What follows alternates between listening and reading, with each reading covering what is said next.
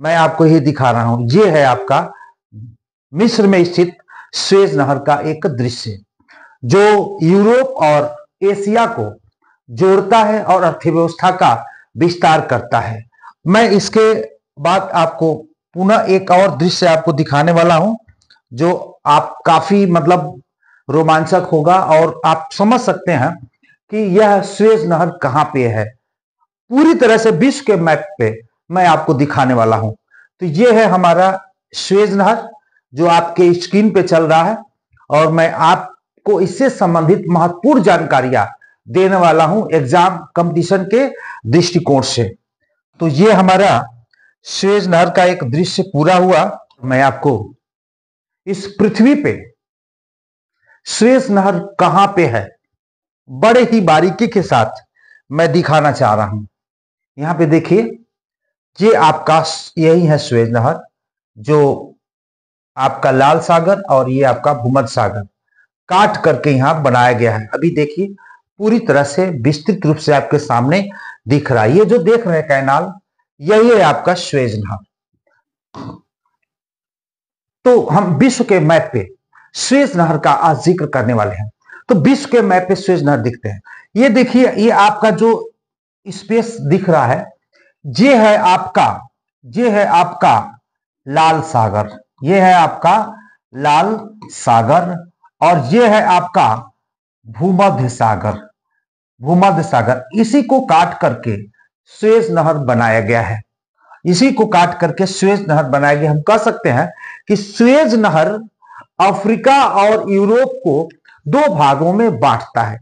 Suez नहर नहीं था तब यूरोप को एशिया के साथ व्यापार करने के लिए काफी दूरी तय करना पड़ता था, काफी दूरी तय करना पड़ता था और काफी समय लगता था और काफी खर्च आता था। अगर हम अमेरिका से व्यापार करना चाहते थे तो भी हमें काफी दूरी तय करना पड़ता था। इस तरह से हम जिस भी देश के साथ हम व्यापार करना चाहते थे तो काफी दूरी तय करना पड़ता था। लेकिन सुएज नहर के हो जाने की वजह से अगर इंग्लैंड के साथ व्यापार है तो हम इसी रास्ते समझिए 7000 किलोमीटर की दूरी का बचत कर लेते थे। तो इस तरह से सुएज नहर के होने से आर्थिक विकास में गति आई। आइए हम और इसको सरलता से समझने का प्रयास करते हैं। ये सुएज नहर का कुछ दृश्य आपके सामने दिख रहा है। आइए हम और आगे चलते हैं। देखिए, सुएज नहर को बनाने का श्रेय अगर आप देखते हैं फ्रांसीसी इंजीनियर फर्डिनेंड लेसेप्स, यानी फ्रांस के ये इंजीनियर थे जिन्होंने सुएज नहर बनाने के लिए निर्णय लिया था और इन्हीं के सहयोग से, मतलब इन्हीं के ब्रेन से, इन्हीं के विवेक से सुएज नहर का निर्माण किया गया, जिनका नाम है इंजीनियर फर्डिनेंड लेसेप्स। यही अब मैं आपको थोड़ा सा इस मैप पे और सरलता से समझाने का प्रयास करता हूं। ये अफ्रीका महाद्वीप है और ये देख सकते हैं आपका यूरोप महाद्वीप है और ये आप देख सकते हैं तो एशिया महाद्वीप है। जो एशिया महाद्वीप के साथ यूरोप के साथ व्यापार करने में काफी दिक्कतें आती थी। हालांकि देखिए, मैं एक एरो बनाकर दिखाया हूं।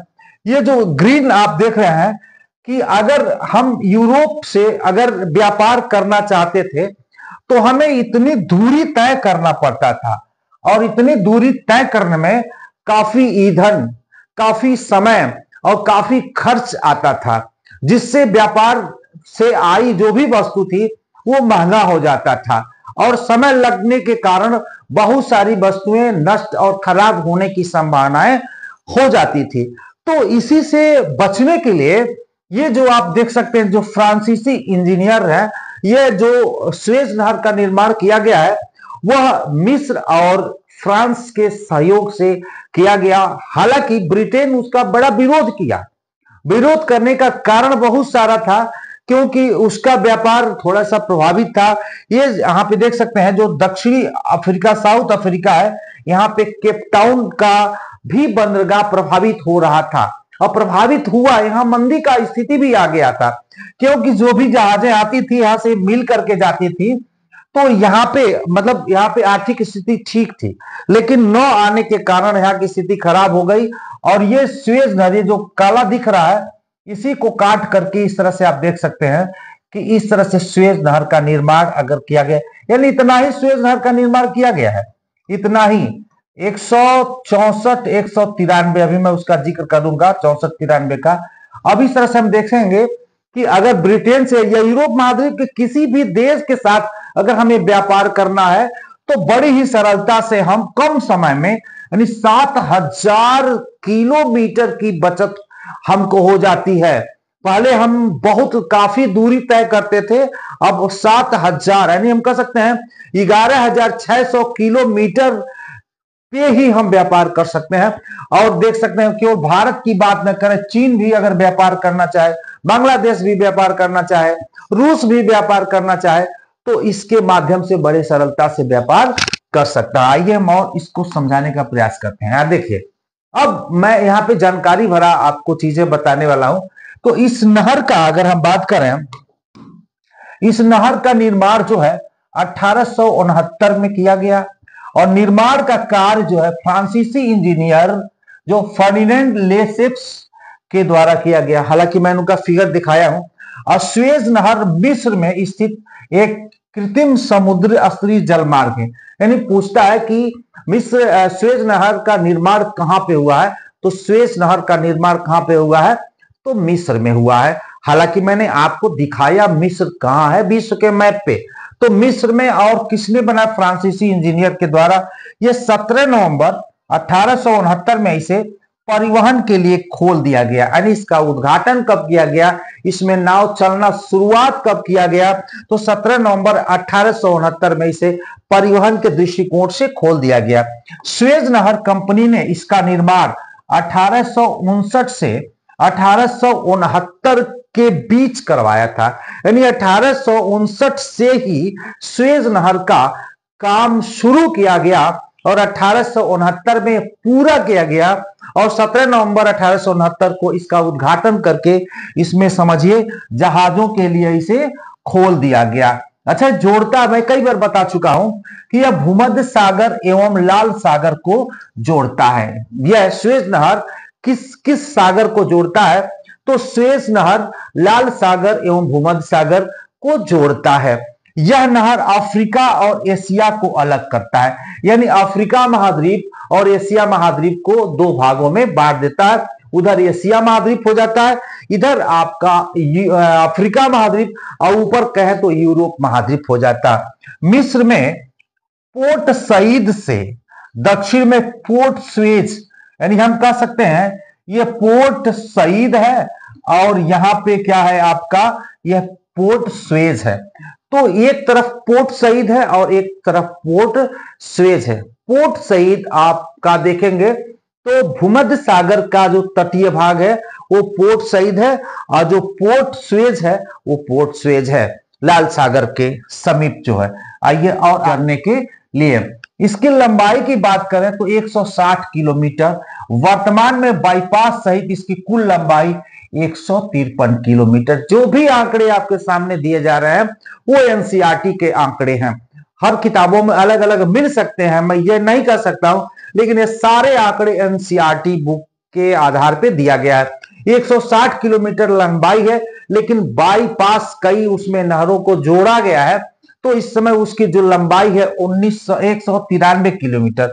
सुएज नहर के खुलने से भारत और यूरोप के बीच दूरी 7000 किलोमीटर कम हो गई, और इससे पहले भारत और यूरोप के बीच की दूरी 19,800 किलोमीटर थी, जो अब सिर्फ 11,600 किलोमीटर रह गई है। 19,800 में से 11,600 किलोमीटर घटाएंगे तो 7,000 किलोमीटर की बचत होती है भारत और यूरोप के साथ व्यापार करने में। सुएज नहर का यही फायदा है। गहराई की बात करें तो 11 से 15 मीटर सुएज नहर की गहराई है, और इस नहर में प्रतिदिन 100 जलयान आवागमन करते हैं। कहीं 97 भी आपको देखने को मिल सकता है, लेकिन यह एनसीईआरटी के आंकड़े 100 जहाज लगभग 97 या 100 एक बराबर होता है। इस नहर को पार करने में 10 से 12 घंटे का समय लगता है। आइए और चीजें इसमें बताते हैं। मिस्र के राष्ट्रपति गमाल अब्देल नासिर ने 26 जुलाई 1956 को सुएज नहर का राष्ट्रीयकरण किया गया, जिससे कि इस पे टोल टैक्स और कम हो सके और आसानी से जो भी पोत है वो सरलता से कम पैसे में वो जा सके। यही है जो मतलब वहां के मिस्र के राष्ट्रपति अब्देल नासिर 26 जुलाई 19 सुएज नहर कंपनी का राष्ट्रीयकरण किया था। इस घोषणा के पीछे मकसद था नहर के संचालन और उससे होने वाले राजस्व पर नियंत्रण रहे। नियंत्रण राष्ट्रीयकरण का मतलब पूरी तरह से सरकारी संपत्ति हो जाना, निजी स्वामित्व का सरकारी स्वामित्व में बदलना ही राष्ट्रीयकरण कहलाता है। इस नहर के समीप मैजाला झील, टिम्सा झील, ग्रेट बीटर झील और लिटिल बीटर झील स्थित है। आइए मैं इस झीलों का भी जिक्र करता हूं। ये देखिए आपके मैप पे ये आप दिखाया गया, यही है आपका सुएज नहर, ये आपका सुएज नहर है। और यहाँ पे देख सकते हैं कि एक तरफ आपका कह सकते हैं कि लाल सागर है, एक तरफ आपका भूमध्य सागर। यहाँ पे भी मैं उसको इस तरह से करके दिखाया हूं। यहाँ पे देखिए ये आपका सुएज है और ये है आपका हम कह सकते हैं पोर्ट सईद। ये है आपका जो किनारा है ये पोर्ट सईद है और ये किनारा है आपका सुएज यानी हम कह सकते हैं यहां से ये नहर ये वाला जो है आप कह सकते हैं ये आपका लाल सागर है और ये है आपका भूमध्य सागर। तो लाल सागर और भूमध्य सागर को सुएज नहर जोड़ती है। बीच बीच में आप देख सकते हैं जो ग्रेट ये झील है, ग्रेट जो बीटर झील आपका देख रहा है, ये जो नीला नीला दिख रहा है ये ग्रेट बीटर झील है। और ये है आपका लिटिल, ये वाला जो देख रहे हैं ये लिटिल बीटर झील है, ये आपका ग्रेट बीटर झील है। और यहाँ पे हम देखेंगे यहाँ लिट जो है मंजाला यहाँ पे झील देखने को आपको मिलेगा। और एक यहाँ पे टिम्सा झील, यहाँ पे आपको टिम्सा झील देखने को मिलेगा। इस तरह से यहाँ इस्माइलिया है, इस्माइलिया से यह एक दोहरीकरण नहर का निर्माण किया गया, कैबे को चला जाता है वापस यहाँ से इधर कैबे में मिल जाता है। और जो आप ये देख रहे हैं इसके जो समानांतर जो पैरेलल है रेलवे लाइन भी बिछाई गई है। तो इस तरह से हम देखें ये सुएज नहर ये आपका इस तरह से ये आपको देखने को मिल सकता है। टोटल बाईपास के साथ इसकी लंबाई 193 किलोमीटर है।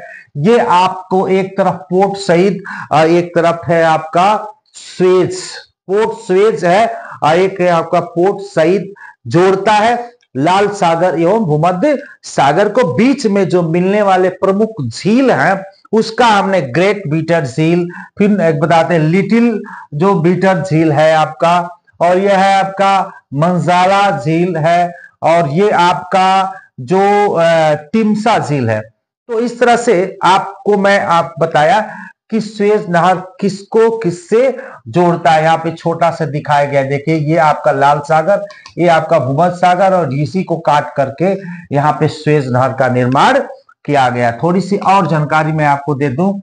5 जून 1967 को 6 दिवसीय युद्ध की शुरुआत में मिस्र द्वारा सुएज नहर को बंद करने के बाद नहर 8 साल तक बंद रही। यानी समझिए 5 जून 1976 को इस नहर को युद्ध के कारण बंद किया गया। इजराइल के भी द्वारा उस पर बमबारी किया गया था। ब्रिटेन का भी कुछ हाथ था कि यह सफल न हो पाए, तो कई कारण से युद्ध के कारण इसको बंद किया गया। बारूदी सुरंग बिछा दिया गया था जिसको निकालने में काफी समय लग गया था और 5 जून 1975 को पुनः इसे खोला गया। इसमें 15 जहाज फंसे हुए थे और 8 साल बाद जब उसका स्थिति देखा गया तो काफी जर्जर अवस्था में वो पहुंच चुके थे। उन्हें निकालने में काफी दिक्कतें हुई। तो इस तरह से हमने देखा आज सुएज नहर से संबंधित महत्वपूर्ण जानकारी मैं आपके सामने लेकर के आया हूं और आज के लिए इतना ही। धन्यवाद।